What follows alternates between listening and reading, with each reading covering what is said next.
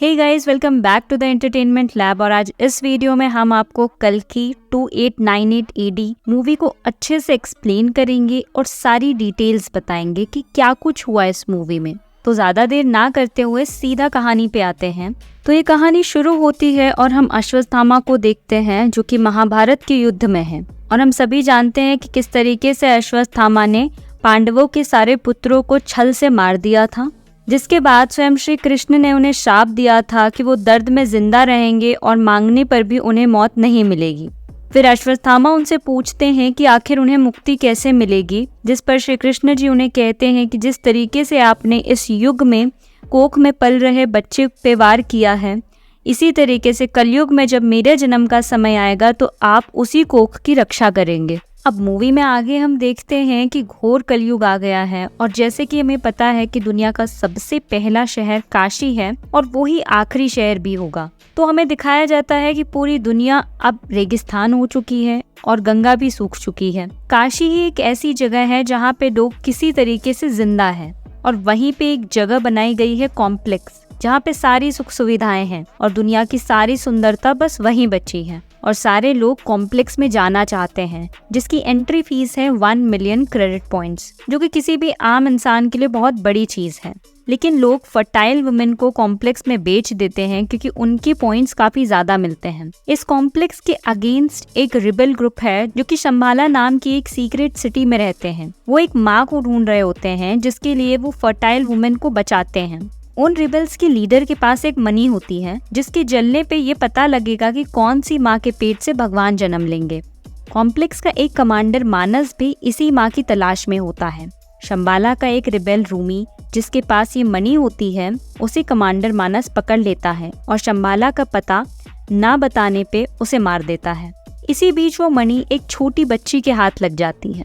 अब कॉम्प्लेक्स की बात करें तो उसका लीडर होता है सुप्रीम यास्किन यानी कि कली, और उसे कल्कि के जन्म के बारे में भी पता होता है। वो ये जानता है कि कल्कि का जन्म का समय आ चुका है, इसीलिए वो सारी फर्टाइल औरतों को बंदी बना के रखता है और उनके तीसरे या चौथे महीने में उनसे एक सीरम एक्सट्रैक्ट करता है जिसे लेकर वो शक्तिशाली बन जाए। इसीलिए फर्टाइल विमेन्स को यहाँ लाया जाता है। लैब एक्सपेरिमेंट्स द्वारा उन्हें प्रेग्नेंट किया जाता है और पॉजिटिव प्रेगनेंसी आने पे उनका 3 महीने ख्याल रखा जाता है, जिसके बाद उनसे सीरम एक्सट्रैक्ट करते हैं, जिस दौरान माएँ मर भी जाती हैं।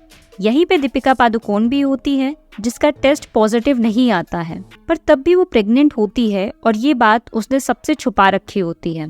मूवी का मेन लीड होता है भैरवा। ये एक बाउंटी हंटर होता है जो लोगों को पकड़ के कॉम्प्लेक्स में बेच देता है और पॉइंट्स कमाता है। उसके जीवन का एक ही लक्ष्य होता है, किसी तरीके से 1 मिलियन पॉइंट्स जमा करना और कॉम्प्लेक्स में जाना। तो वो एक रिबेल को पकड़ लेता है कॉम्प्लेक्स को बेचने के लिए।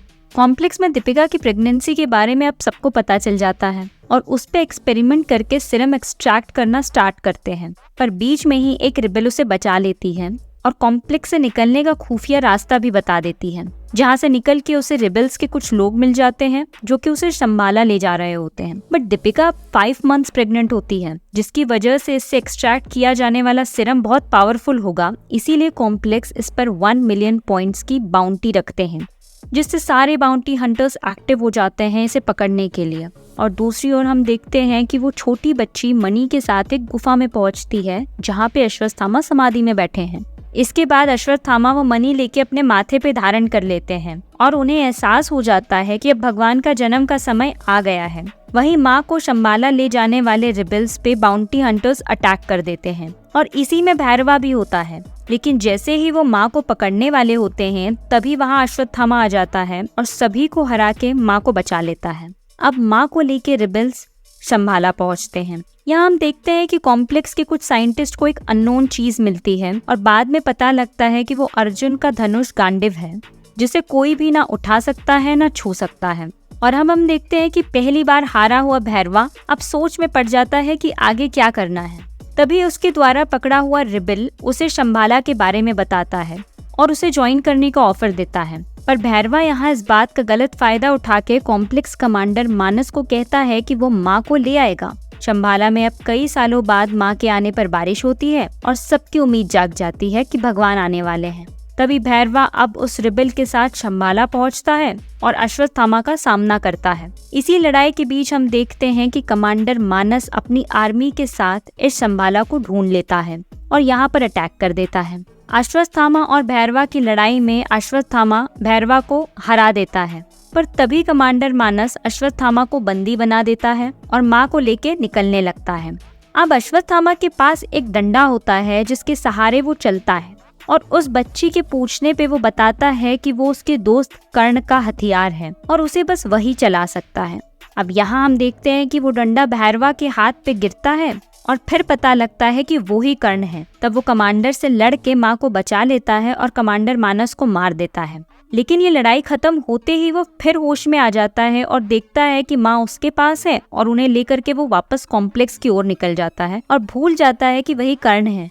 दूसरी तरफ हम देखते हैं कि कॉम्प्लेक्स में साइंटिस्ट वो माँ से एक्सट्रैक्ट किए हुए एक बूंद सीरम को सुप्रीम यास्कीन को देते हैं, जिससे वो बहुत शक्तिशाली हो जाता है और गांडीव भी उठा लेता है और यहीं पे मूवी को खत्म कर दिया जाता है। तो कैसा लगा आपको ये वीडियो, हमें कमेंट सेक्शन में बताइए और अगर ये वीडियो पसंद आई हो तो इसे लाइक करना ना भूलें। धन्यवाद।